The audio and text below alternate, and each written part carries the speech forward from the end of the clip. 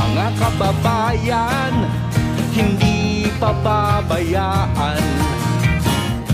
Kahit anong oras, kahit anong panahon, sa sakuna at krisis, may tol kang maaasahan.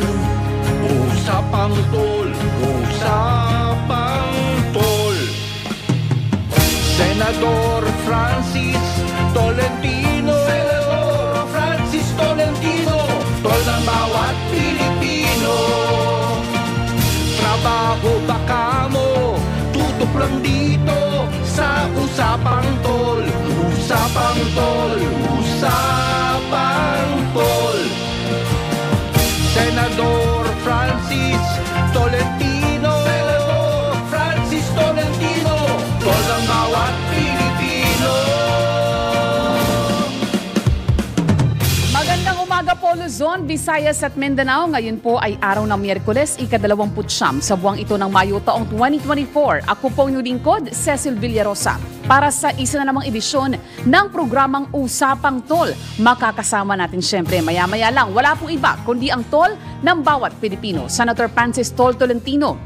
Ang binabantayan po natin na bagyong Aghon ay patuloy na kumikilos po palayo ng bansa at tumataas nadadagdagan yung antas ng tubig sa ating mga dam. Yan po yung good news dahil nga po sa sunod-sunod na mga araw na tayo ay nakakaranas po ng mga pag-ulan bago pa dumating o bago pa mananasa sa bansa itong bagyong Aghon.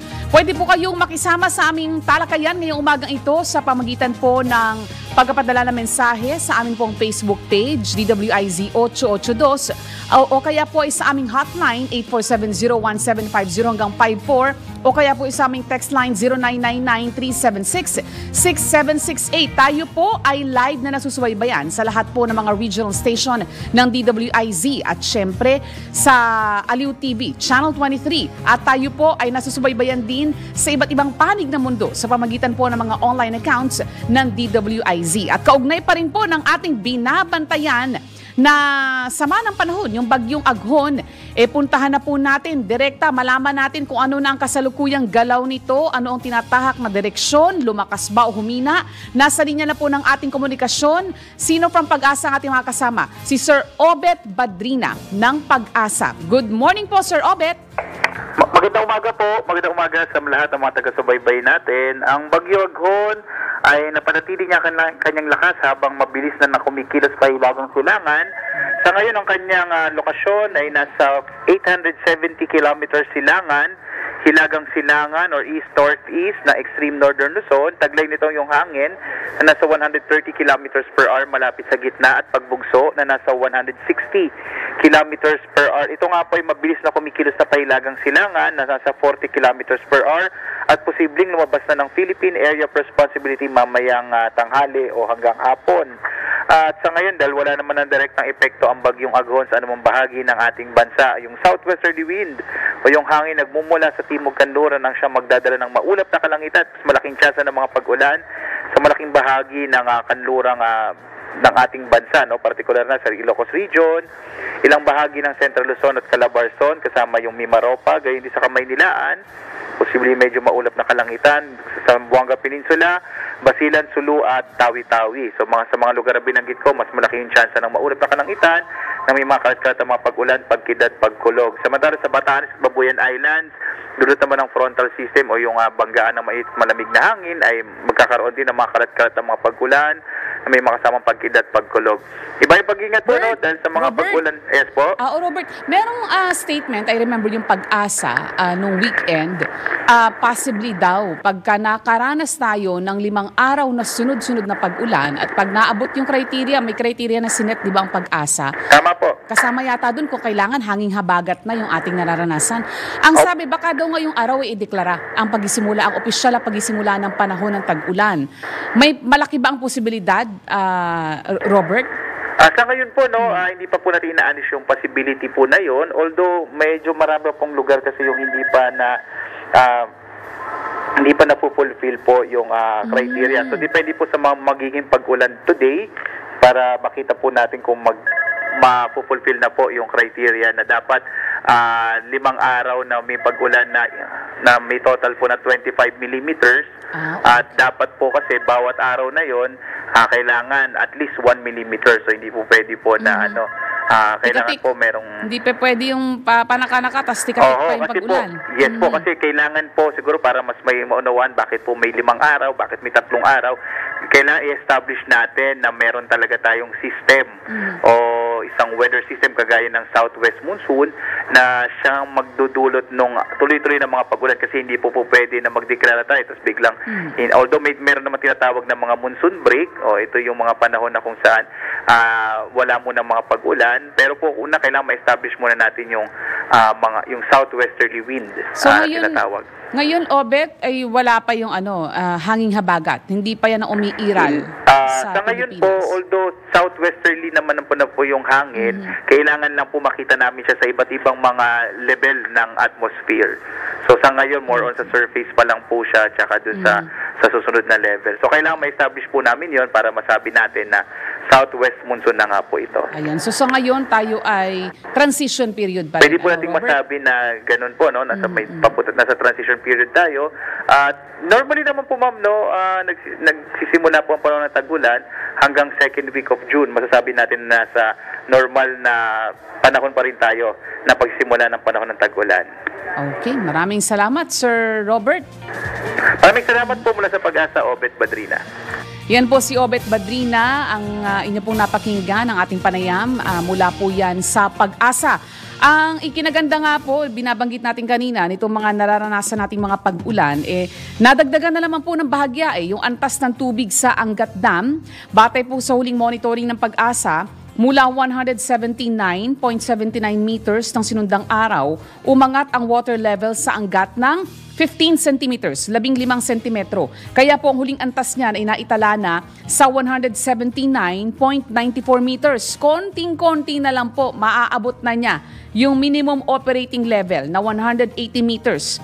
Halos kalahating metro naman yung nadagdag sa antas ng tubig sa Binga at San Roque Dam, habang 10 metro naman ang itinaas ng water level sa Lamesa Dam at 7 metro naman ang iniangat ng Pantabangan Dam.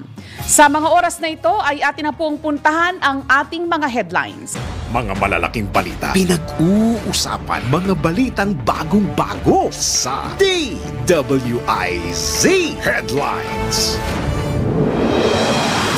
Sa ulo ng ating mga nagbabagang balita ngayong araw ng Miyerkules, ika-29 sa buwang ito ng Mayo taong 2024, Bagyong Aghon patuloy na kumikilos palabas ng Philippine Area of Responsibility. Isa kumpirmadong patay ayon sa NDRRMC. DWIZ Balita. Kasunduan tungkol sa maritime, turismo at agrikultura, sinelyuhan ng Pilipinas at Brunei. DWIZ Balita. Halos 70 government official na sangkot sa kontrobersyal na Chocolate Hills Resort sinuspinde. DWIZ Balita. At paglipat mga kaso ni Pastor Quiboloy sa Quezon City Regional Trial Court, ipinag-utos ng Korte Suprema. Mga balitang updated, mga isyong updated, mga komentaryong updated sa Usapang Tol. Kasama si Senator Tol, Senator Francis Tolentino, Tol ng bawat Pilipino, at Cecil Villarosa. Sa detalye ng ating mga balita, napanatili ng Bagyong Aghon ang lakas nito habang kumikilos pahilagang silangan palabas ng Philippine Area of Responsibility. Sa huling bulletin ng Pag-asa, huli itong namataan sa layong 870 kilometers hilagang silangan ng extreme northern Luzon. Taglay nito ang lakas ng hangin na aabot sa 130 kilometers per hour at pagbugso na aabot naman sa 160 kilometers per hour. Kumikilos ito patungong northeastward sa bilis na 40 kilometro kada oras.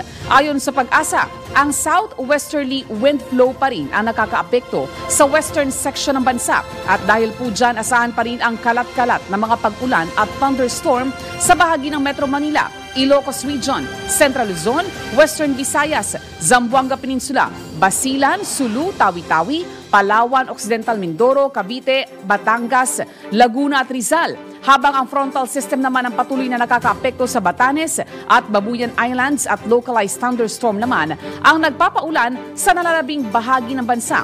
Pinag-iingat naman ng Pag-asa mga nabanggit na lugar laban sa biglaang pagbuhos ng ulan na posible namang magdulot ng mga pagguho ng lupa. DWIZ Balita. Kaugnay pa rin sa Bagyong Aghon, isa ang patay mula sa Balingasag, Misamis Oriental sa kasagsagan ng paghagupit ng Bagyong Aghon. Ito ang kinumpirma ng National Disaster Risk Reduction and Management Council o NDRRMC.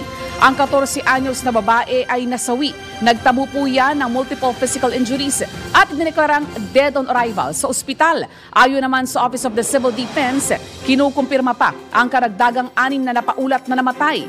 Batay sa huling tala ng NDRRMC, nasa 36,000 individual ang apektado ng bagyo. Kabilang na po dyan ang 16,000 na nasa evacuation centers. Mahigit 5,000 naman ang pansamantalang nanunuluyan sa mga kaanak.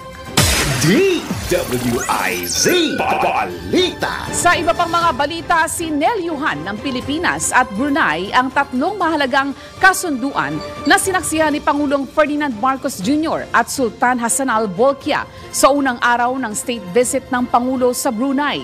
Kabilang sa mga nilagdaan ay ang Memoranda of Understanding sa Maritime Cooperation at Turismo at ang Mutual Recognition of Standards of Training, Certification and Watchkeeping Certificates. Sa ilalim po ng MOU, palalakasin ang kooperasyon at kolaborasyon sa larangan ng agrikultura, seguridad sa pagkain at pagpapanatili sa katatagan ng agrikultura.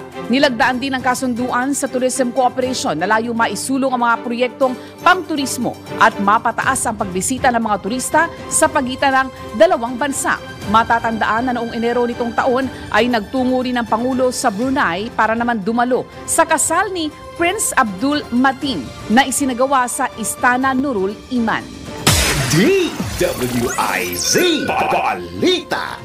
Tanggap po tayo na pag-uulat mula sa labas ng himpilan. Bilang ng mga senador na pabor at kontra sa divorce bill, git-gitan. Report mula kay Patrol Number 19, Celi Ortega Bueno. Mahigpit ang laban sa bilang ng mga senador na pabor at kontra sa panukalang diborsyo.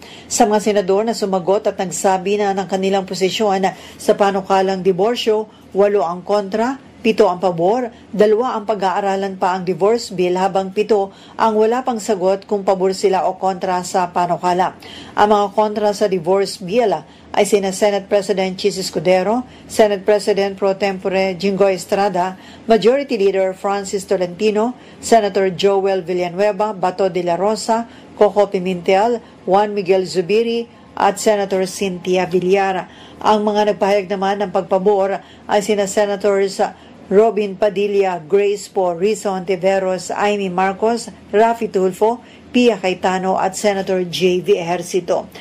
Ang wala pa namang mga desisyon ay nagsabi na pag-aaralan pa nila ang divorce bill ay itong sina Senator Ramon Bong Revilla Jr. at Senator Sani Angara. Ayon kay Senator Revilla, mahirap magkamali kaya pag-aaralan pa niya ng gusto ang panukalang divorce. Sinabi naman ni Senator Angara na mahalagang mapag-aralan muna ang nabanggit na panukala dahil gusto nila ay isang batas na patuloy na poprotekta sa marriage institution at gayon din magiging daan para maging patas ito para sa mga mahihirap na litigants o mahihirap na mag-asawa na gusto nang maghiwalay ang kanilang maipapasa.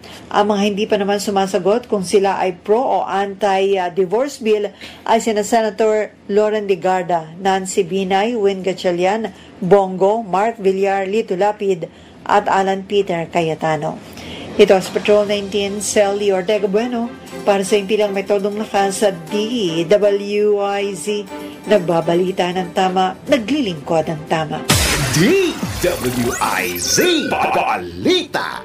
Sa iba pang mga balita, pinatawan ng Office of the Ombudsman ng 6 na buwang preventive suspension sina Bohol Governor Erico Aumentado at 68 opisyal na nasa ilalim ng Department of Environment and Natural Resources. Kabilang po sa mga sinuspinde din pati yung mga alkalde ng nasabing lalawigan. Kabilang po sa mga sinuspinde ang ilang opisyal ng Department of Agriculture, Department of Science and Technology, Philippine National Police at Office of the Civil Defense at maging ang barangay captains na nakakasakop sa area ng Chocolate Hills. Una nang lumutang ang issue ng kumalat ang mga larawan ng isang resort sa paanan ng Chocolate Hills na inileklarang UNESCO Heritage Site o isang protected area. Ayon sa Ombudsman, binigyan ng Mayor, Business, Building at Locational Permit ang resort mula 2020 hanggang 2024 sa kabila ng paulit-ulit na pagkabigo na kumuha ng permit at clearance mula sa DNR. Nabatid na kahit may closure order na rin ang resort ay tuloy-tuloy pa rin ang operasyon nito. DWIZ Balita. May mga sinuspindi po yung mga may mga sinuspinding mga alkalde, pero ang binabanggit nga po ng tanggapan ng ombudsman nakitaan po nila ng Yes, Sentol, ito.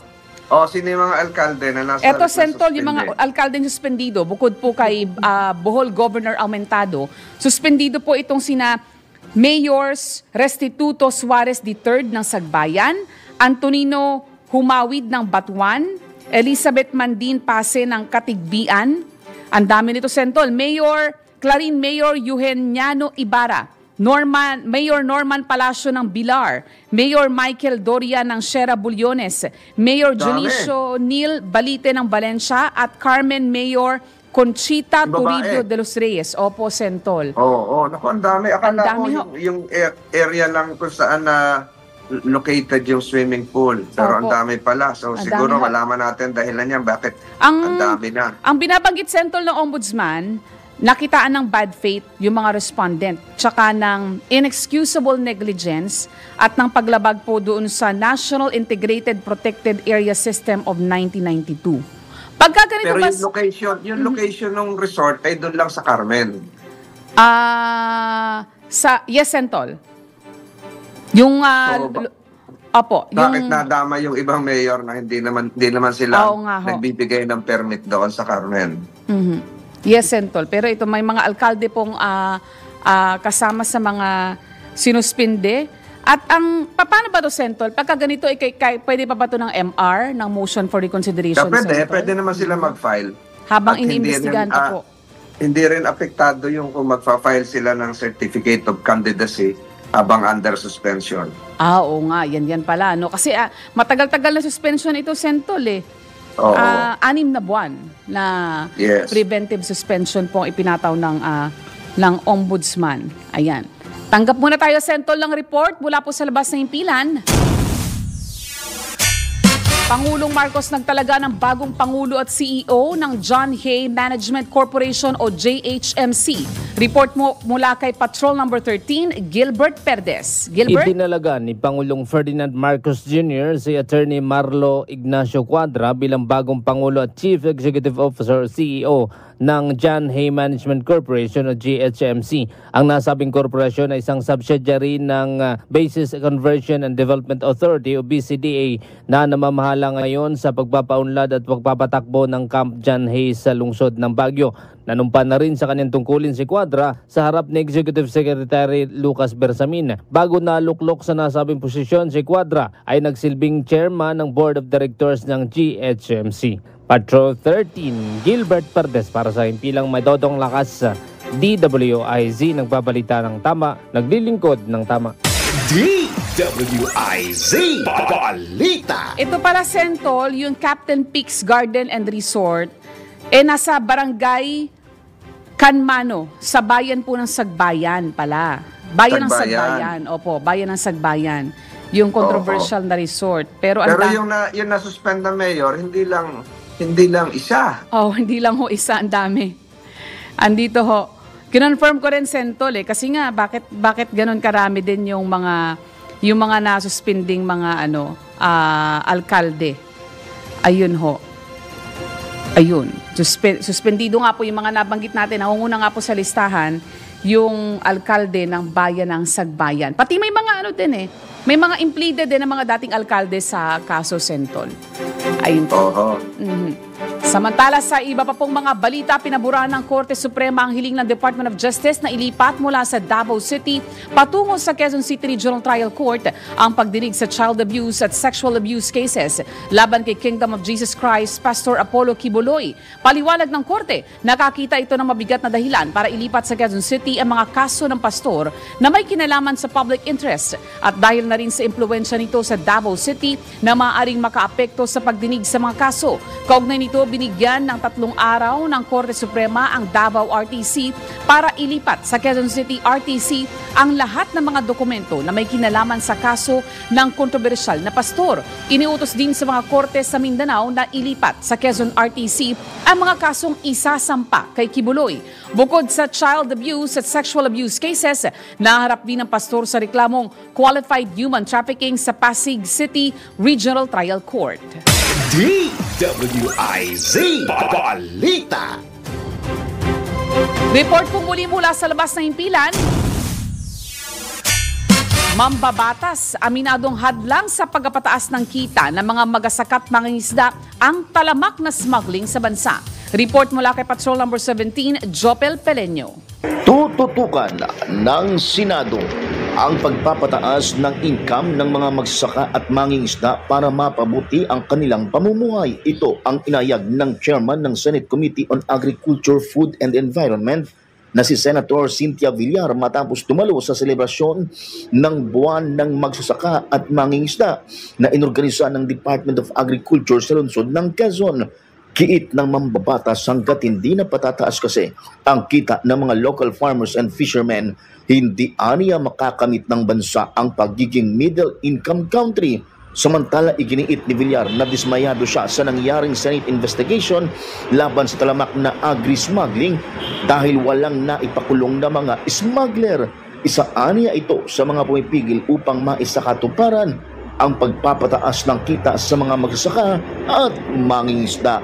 Ito si Patrol 17 Chopel Peleño para sa Himpilang May Todong Lakas, DWIZ. Nagbabalita ng tama, naglilingkod ng tama. DWIZ Balita. Sentol, yun palang usapin ng divorce bill, gitgitan pala yung inaasahan sa Senado pagka nabasa ko lang sa pahayagan ngayon. At, pero wala pa naman, hindi pa naman nakarating sa Senado yung sinasabing nakapasa sa lower house.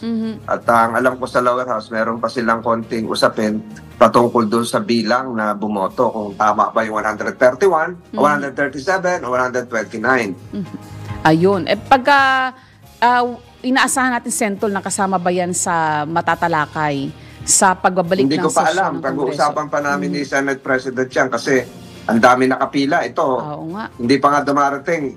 Nakapila siguro, baka mga 200 yon. Wow, 200 bills.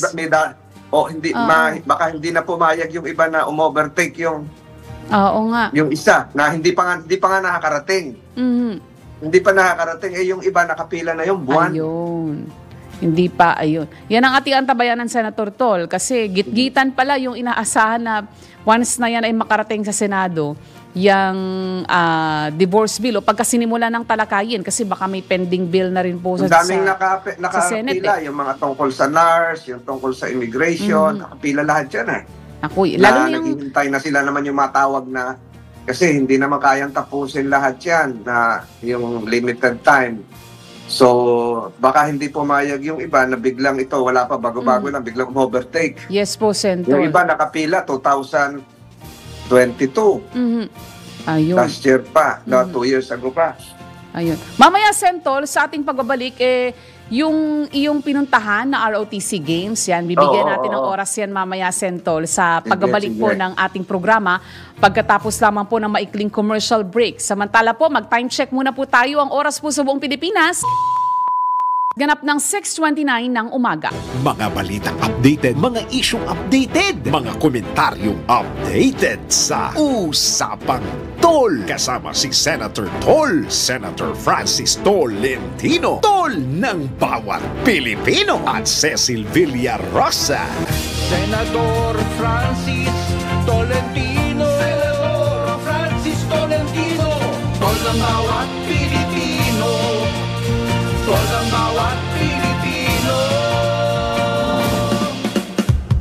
Nagbabalik po ang programang Usapang Tol at ito na nga, Sentol, yung binabanggit natin kanina, yung ROTC Games. Ano ba ang importansya, Sentol, ng ROTC Games? Bakit ito dapat na suportahan ng ating mga kababayan? Unang-una, ito lang kasi yung ito lang yung national games involving college students ng both private and public universities. Wala kasi tayong ganon. Yung mga palarong pambansa, pang elementary school lang yon.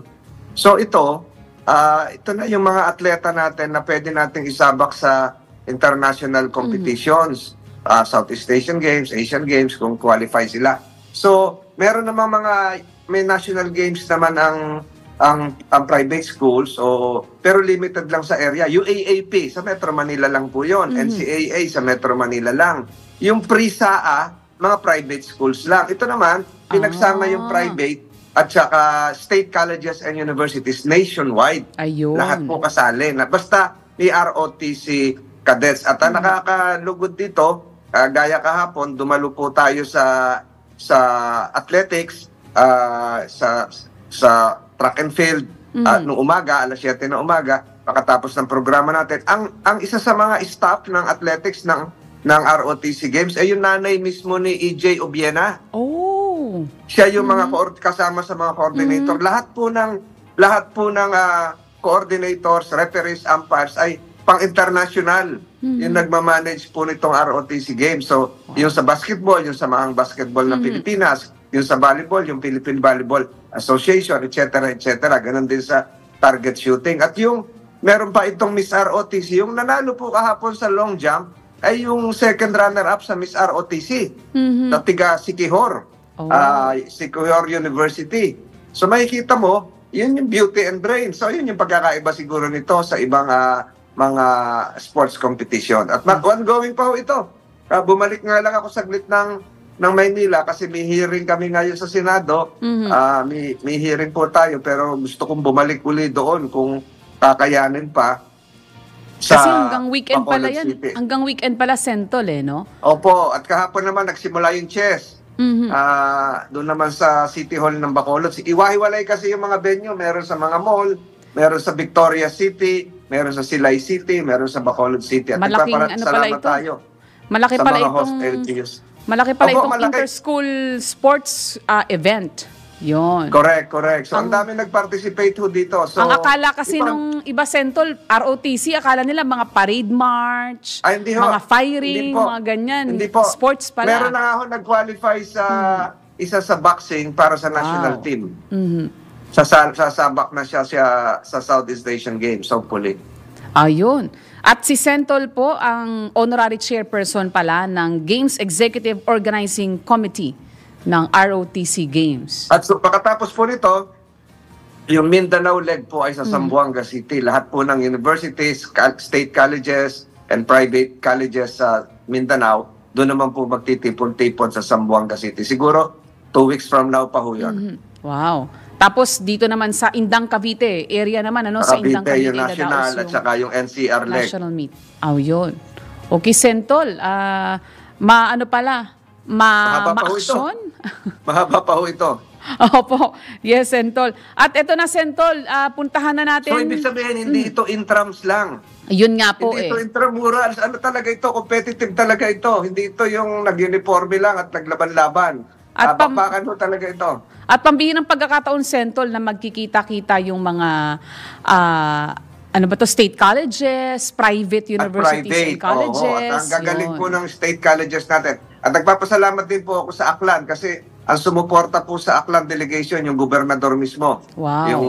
Kaya yung mga ibang eskwelahan, hindi ko nga kilala, biglang nagdatingan doon. So salamat po. Yan nga ang sa Aklan. Yan ang naha-highlight, di ba, Sentol, yung importansya na kailangan nating masuportahan yung ating mga atleta. Kasi may ibubuga ang mga Pilipino Lalo na pagdating sa mga international competition. Kailangan lang nila ng sapat na suporta, Sentol. Tulak at suporta. Yun po. Anyway, Sentol, ito, puntahan na po natin yung araw-araw nating minomonitor na presyo ng mga bilihin. Kailangan malaman mo na ang mga presyo sa labas sa Palengke Report. Makakasama natin para sa ating Palengke Report si Alexa Avila. Alexa? nasaan ka ngayong palengke? Magandang umaga, Senator Tol at Miss Cecil, lalo na sa mga tagapakinig natin sa Usapang Tol dito sa DWIC. Nandito tayo ngayon sa Regalado Wet and Dry Market dito sa Quezon City para mag-update sa presyo ng mga pangunahing bilihin. Sa gulay, ang sibuyas ay nasa 120, bawang 180, patatas 140, kamatis 80, carrots 90, luya 240, sayote 100, talong 120, ampalaya 140, bell pepper 350, Baguio pechay 120 at ang kalamansi ay nasa 140 pesos. Sa karne naman, ang liempo ay nasa 400, kasim 320 at ang pata ay nasa 380. Sa isda, steady naman daw ang presyo dito sa Regalado Wet and Dry Market. Ang galunggong ay nasa 220, bangus nasa 220 rin, bisugo 380, tulingan 200, tilapia 160, pampano 420. Sa bigas naman, iba-iba ang presyo dito. Ang pinakamababa na dito sa Regalado, 53 pesos to 60 pesos. Senator, Ms. Cecil? Ay, ano uli yung tulya? Magkano uli yung tulya, si Alexa? Walang tulya ngayon dito, Senator Majol. Okay. Maliit lang din kasi itong Regalado Wet and Dry Market. Talipa pa lang siya dito. Malapit sa mga bandang Commonwealth yan, no? Yes, Senator. Marami kasing mga ibang malalaking palengke dyan. Sino naman na nanalo sa atin ng Central Token natin? Sino mapalad na vendor? Kasama ko po ngayon si Ate Marilyn Cuevas. Marilyn, ayun. Good morning, Ate. Ano pa ang tinitinda nyo? Gulay po. Gulay. Bagay na bagay ang apron na blue.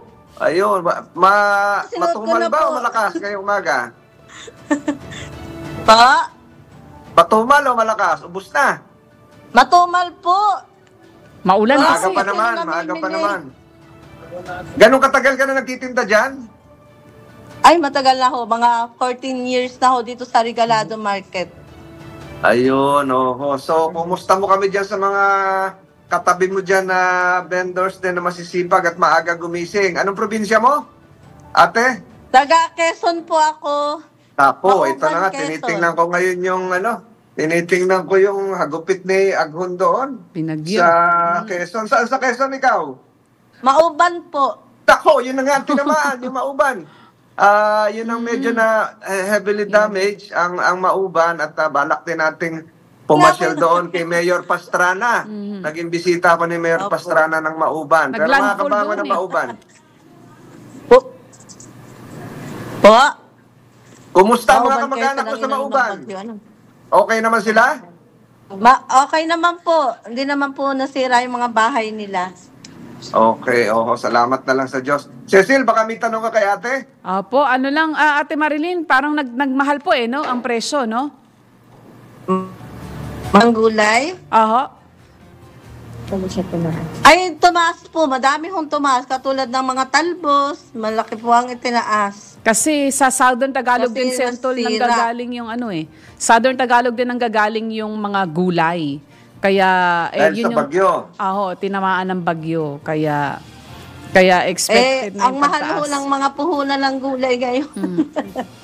Yung mga talbos ay pangit pa ho, lusaw, sira-sira, butas-butas pa yung mga yung galing sa Bagyo, Balintawak, hindi kayo nakakuha? Ay, medyo mura po ang galing Bagyo ho. Hindi doon muna kumuha sa Bagyo? La Trinidad? Oo. Kaya nga ho. Ang tumaas din po ay mga luya, sibuyas, kalamansi. Ayun. So maraming salamat. Wala kang gustong batiin, ate? Binabati ko po sa Santa Elena. Happy Fiesta ho. Saan ba Santa Elena?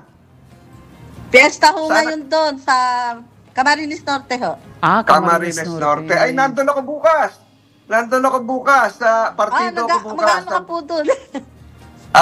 Hindi, nandun ako sa partido, sa graduation, Partido University, State University. Camarines Sur yun, sa Goa. Ay, Diyos mabalos, ate. At maraming salamat. Maraming salamat, Alexa. Maraming salamat din po. Palengke Reports. Alexa? Yes, Alexa, maraming salamat. Nawala na si Alexa. Oo. Tama yun, pag medyo mahal sa Southern Tagalog, doon ka bumili sa Baguio. Para, diba? Mas mura. Oo. Para balanse, makabawi-bawi man lang Sentol. Correct, correct, Ayan, Yes, commercial break tayo. Yes po, Sentol. Ang oras natin at tayo naman ay patakbo sa isang lugar, magkikita tayo bukas. So ang oras po natin ay alas 6:46 ng umaga.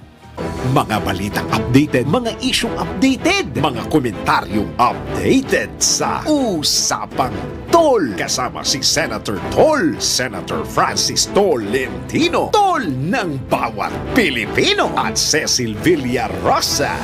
Senador Francis Tolentino, Senador Francis Tolentino, Tol ng bawat Pilipino, Tol ng bawat Pilipino. Nagbabalik po ang programang Usapang Tol. Yan. Alam niyo, hindi naman po lingid sa marami at maging sa mga dayuhan na ang Pilipinas ay isa pong magandang destinasyon. Pagdating po sa turismo, napakarami po nating naggagandahang mga beach. Marami pa nga po mga undiscovered na mga lugar na magandang puntahan na nakikita po natin maraming mga pinopost online, yung mga hindi madalas dayuhin na mga destinasyon, pero maganda pala. Salamat dun sa mga masisipag nating mga kababayan, lalo na yung mga kabataan na talaga namang naglalaan ng oras para po puntahan yung maraming mga magagandang lugar sa ating bansa. At kaugnay po niyan, meron pong cruise na iikot pala sa buong Pilipinas. At malaman po natin ang detalye kaugnay po niyan, makakasama po natin live via Zoom si Ma'am Rachel Lopez, ang organizer po ng magaganap na Maritime Expo Philippines. Good morning po, Ma'am Rachel. Good morning po, Madam, and good morning po sa inyong lahat ng mga tagapakinig at tagapanood po.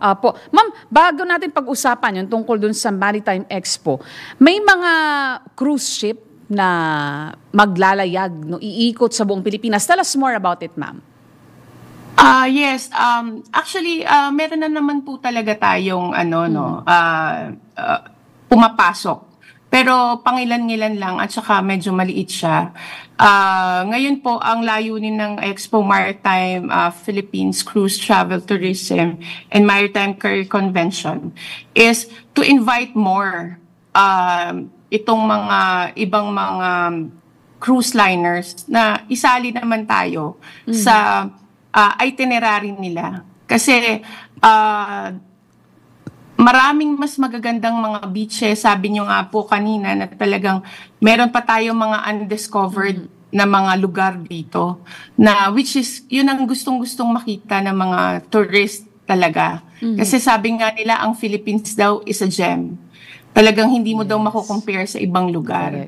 So, yun po yung naging udyok sa atin para talagang i-put itong project na to kasi we believe na napakalaki po ng potential ng mga beaches and different tourist spots natin dito sa Pilipinas.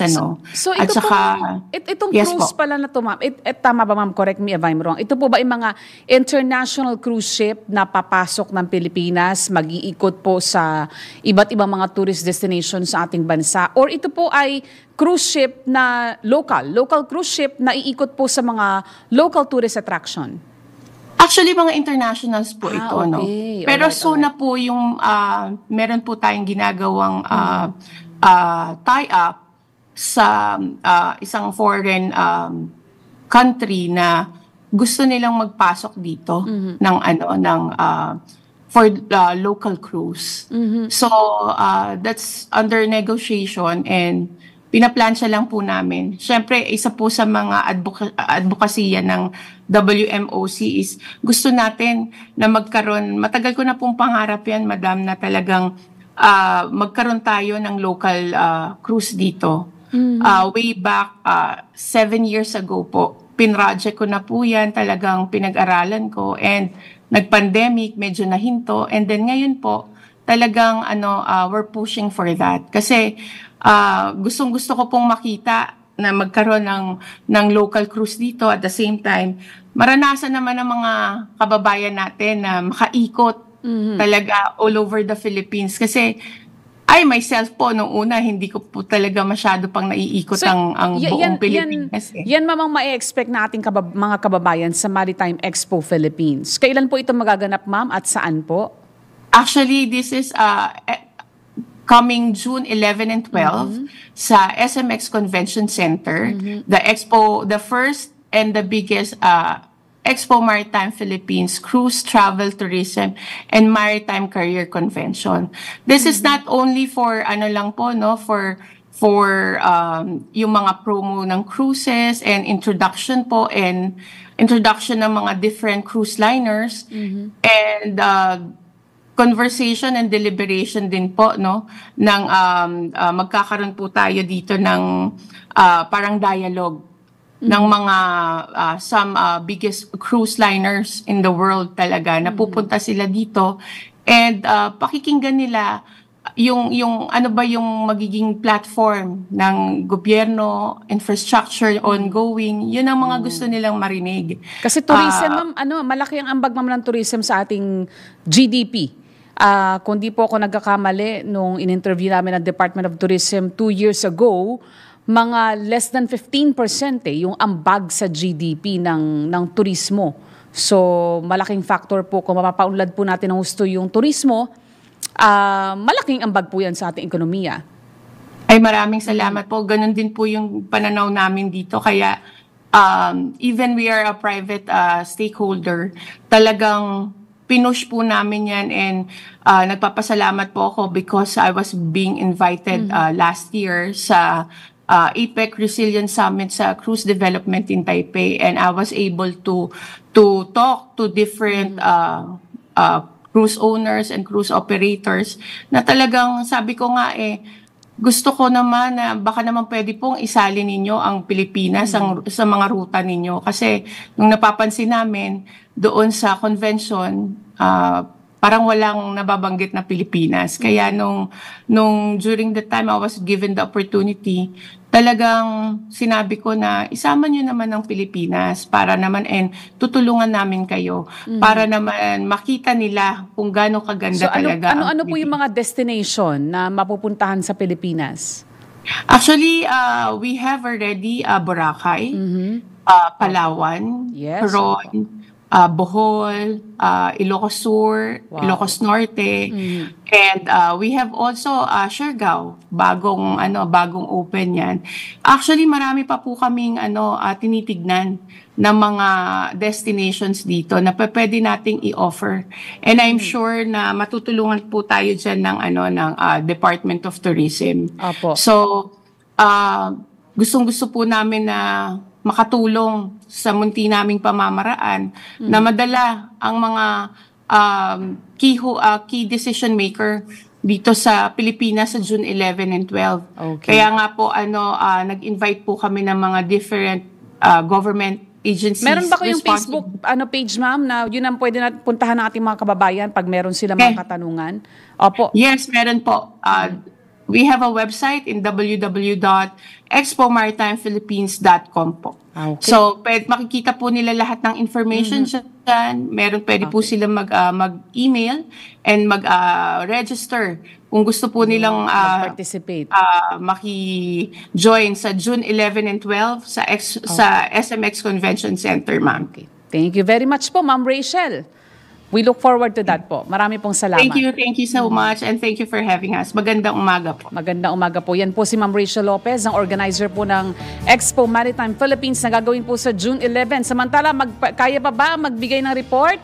Sige, bigyan daan natin bago tayo tuloy magpaalam. Itong isang report lang mula po kay Gilbert Perdes. Proyektong pang-infrastruktura sa mga liblib na lugar, pagagandahin pa. Ayon po yan kay Pangulong Marcos. Gilbert? Nangako si Pangulong Ferdinand Marcos Jr. na pagagandahin pa ng pamahalaan ang mga proyektong pang-infrastruktura sa Pilipinas upang magdala ng kaunlaran sa mga liblib na lugar sa bansa. Sa kanyang talumpati sa harap ng mga Pinoy sa Brunei, sinabi ni PBBM na tinututukan ng pamahalaan ang pagpapaunlad ng infrastruktura sa bansa upang magkaroon ng paglago sa mga malalayong bayan.